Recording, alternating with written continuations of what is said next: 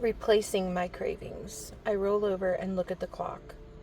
Another day, beyond all reason and rationality. I slid out of bed and strip off everything that might weigh even the slightest ounce as I head to the scale. Maybe today will be the day the scale will be my friend and not reveal my secrets. Maybe somehow overnight the molecular structure of my body shifted and today I will magically weigh less. But no. I yank out my ponytail holder. Hey, it's gotta weigh something. And decide to try again. But the scale doesn't change. It's mine the second time. It's not my friend this day. Vowing to do better, eat healthier, and make good choices, I head to the kitchen, only to have my resolve met like the icing on the cinnamon rolls my daughter just pulled from the oven. Yum. Oh, who cares what the scale says when this roll speaks such love and deliciousness. 2.5 cinnamon rolls later, I decide tomorrow will be a much better day to keep my promises and eat healthier. And since this is my last day to eat what I want, I better live it up. Another cinnamon roll, please. The next morning, I roll over and look at the clock. Another day beyond all reason and rationality.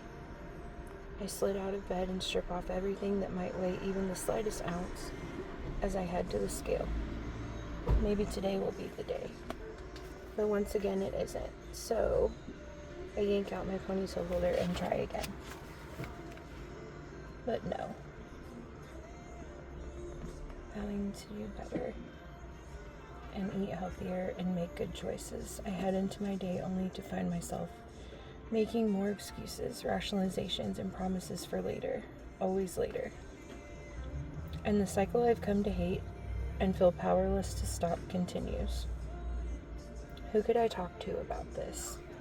If I admit my struggle with food to my friends, they might try to hold me accountable the next time we go out.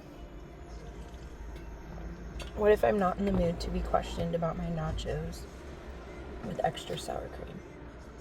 I'll just tell them I'll be starting on Monday and they'll be fine with it. They don't think I need to make changes.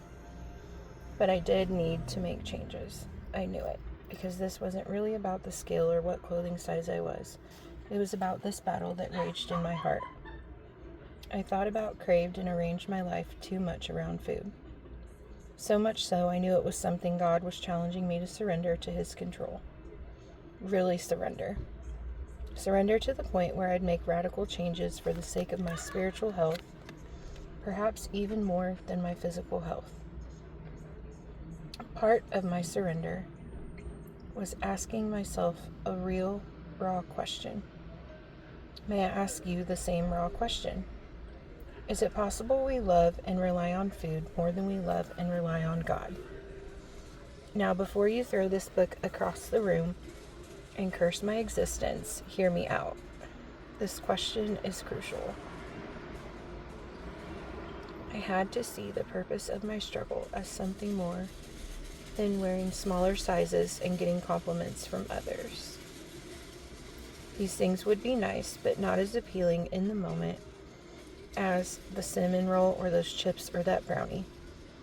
It had to be about something more than just me. I had to get honest enough to admit I relied on food more than I relied on God. I craved food more than I craved God. Food was my comfort, food was my reward, and food was my joy. Food was what I turned to in times of stress and sadness and even in times of happiness. And I hated admitting that. I felt stupid admitting that. I felt like such a spiritual failure. I told a couple of people about it and most seemed supportive. But one well-meaning lady quipped what others would echo in the months that followed.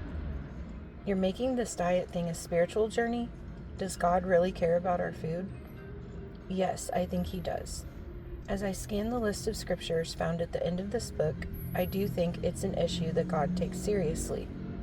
As a matter of fact, I think it's an issue that deserves to be studied with the desire to excavate the many truths the Bible has for those struggling with unhealthy cravings. God never intended us to want for anything more than we want Him. Just the slightest glimpse into His Word proves that. Look at what the Bible says about God's chosen people, the Israelites, when they wanted food more than they wanted God. They willfully put God to the test by demanding the food they craved. Psalm 78:18. Yikes. And what became of them? They never reached the promised land. These people wandered in the desert for 40 years, and no one but Joshua and Caleb was allowed to enter the land flowing with milk and honey. Not one. God waited until everyone from that generation died. He allowed Joshua and Caleb to lead the younger generation into the abundant life they desired with all their heart.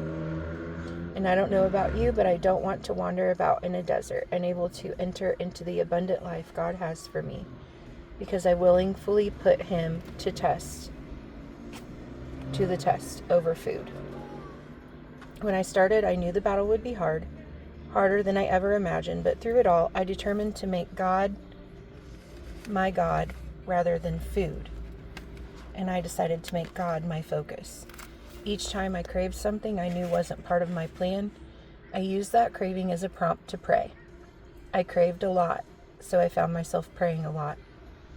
Don't rush past that last paragraph. I used my cravings for food as a prompting to pray.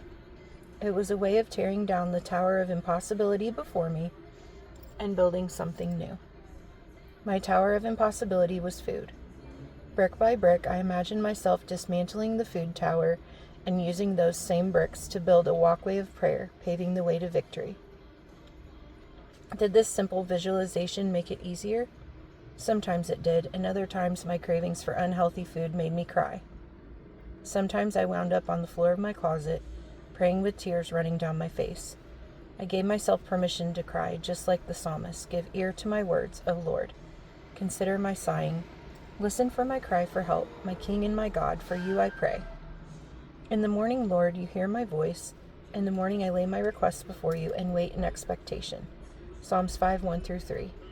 And this is literally what I did. Each and every craving became another brick I could lay on my walkway of prayer. God, I want a biscuit this morning, instead of eating poached eggs. I'm thankful for these eggs, but I'll be honest in saying my craving for other things are hard to resist.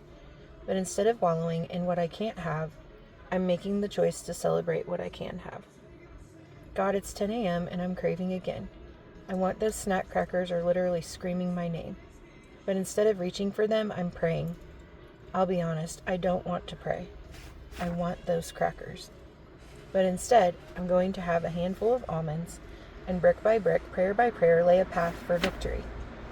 God, it's lunchtime and all my friends are headed out for Mexican. I love Mexican. I could seriously justify myself into a big bowl of chips and guacamole right now. It's been a tough day.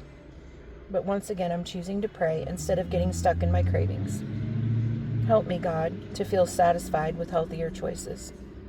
And that's how my prayers continued throughout the day, laying my requests before God. And like the psalmist says, waiting in expectation, Psalms 5:3. Then one morning it finally happened. I got up and for the first time in a long while, I felt incredibly empowered. I still did the same crazy routine with the scale. No clothes, no ponytail holder, but I only stepped on it once. The numbers hadn't changed, but my heart had. One day of victory tasted better than any of that food I'd given up ever could. I had waited in expectation, using prayer as my guide, and I did it. I did it that day and the next day and the next. Why not shoot for 4 victorious days in a row? And then maybe one more. I can't promise you there won't be any more tears. There will. And I can't promise the scale magically drops as quickly as you wish it would. It probably won't, but it will be a start, a really good start. That's chapter 2 of Made to Crave by Lisa Turkhurst.